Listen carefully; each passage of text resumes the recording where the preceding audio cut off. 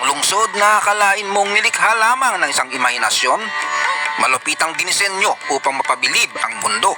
Ngunit ang sikat at napakagandang lungsod na ito na sinasabing ang capital of the future ay may dark side na marami pa ang di nakakaalam.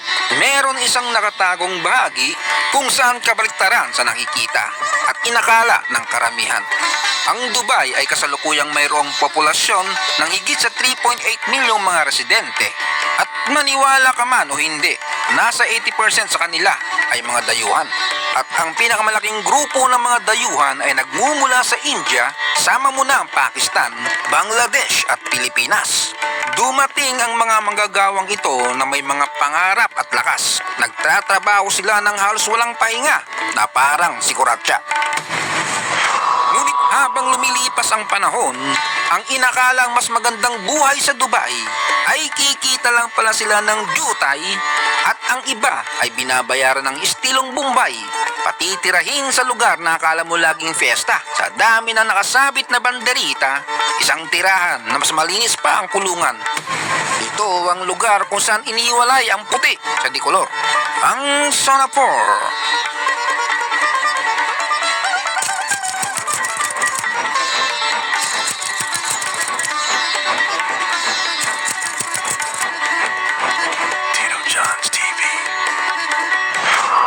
Dubai ay matatagpuan sa southeast coast ng Persian Gulf, sa gitna mismo ng Arabian Desert.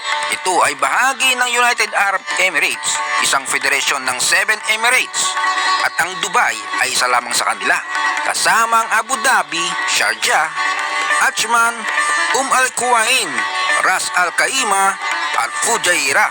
Bagamat sikat ang Dubai sa bansa, ang kabisera nito ay ang lungsod ng Abu Dhabi. Ito ay isang lungsod na halo-halong mga kultura kung saan ang Islam ang nangingibabaw na reliyon.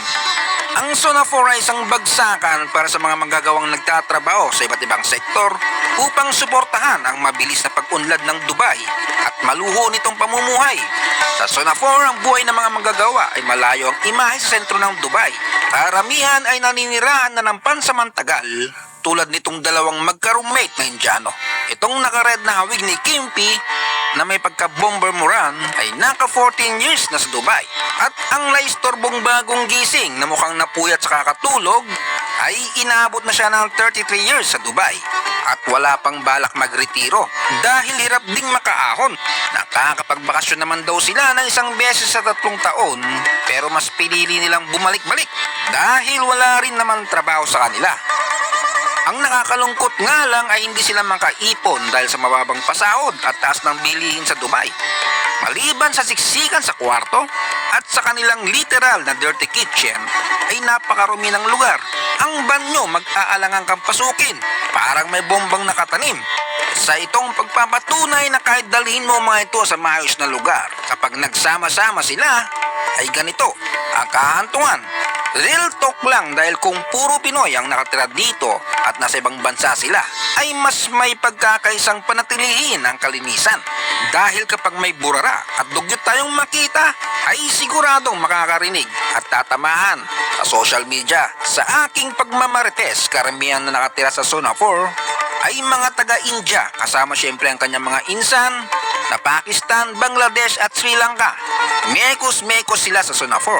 At ang mga karamihang Pinoy ay piniling mangupahan sa ibang lugar. Siksikan pero malinis naman tingnan. At may tamang lugar na sampayan, mas magandang kalagayan at mas may maayos na pasahod. Pero sa mga minalas na ibang lahi na nadali ng illegal recruitment sa kanilang bansa ay napadpad sa Sonapur. Libre ang upa sa kwarto pero marami kang kasamang barako at mas maliit din naman ang yalok na pasahod. Yung iba naman ay mas malaki ang sahod pero kailangan mo magbayad ng upa. Sa mga tuwid, halos wala silang pagpipilian. Sa lungsod na ito, ang temperatura ay maabot sa 50 degrees Celsius na may minimal na ventilasyon.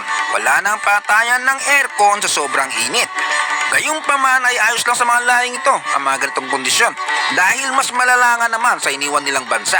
Kahit papano ay nakapagpadala pa sila ng $200 buwan-buwan sa kanilang pamilya sa sinasahod nilang humigit kumulang $350.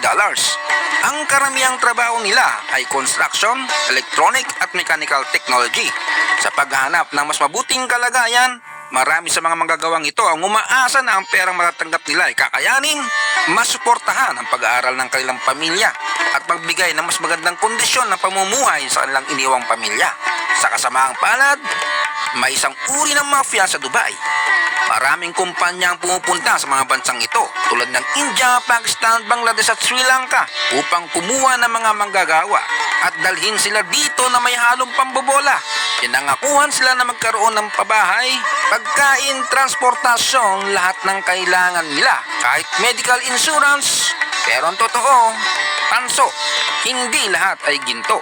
Pagtuntong pa lamang nila sa Dubai, doon nila mapagtantong nabudol sila.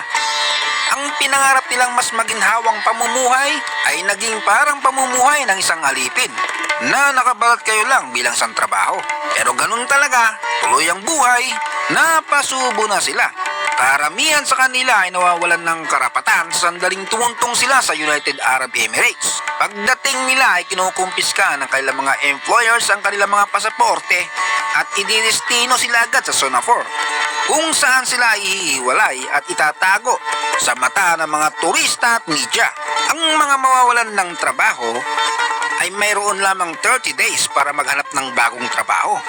Dahil kung hindi, sila ay papatapon pabalik ng kanilang bansa. Natrap sila sa isang cycle kung saan sila ay nakatira sa sandabakmak na restrictions. Tinitipid ang kanilang sarili para kahit papano ay may padala sa kanilang mga pamilya. Siksikan sa kwarto, siksikan sa kusinang makalat, pila sa banyong madungis at kung saan-saan na lang nagsasampay ng kanilang damit. Gayunpaman tahimik ang lugar na ito at ligtas ang sinumang bibisita dahil sila'y palakaibigan. Huwag lang babae ang dadalaw, baka pagsimulan ng riot. Kahit sinong tumingin sa Dubai mula sa labas ay nakikita ang isang modernong paraiso kung saan tila posible ang lahat. Ang totoo sa likod ng kinang, may sistemang nananamantala. Ang luho ng karangyaan ng ilan ay binuo sa sakripisyo ng marami.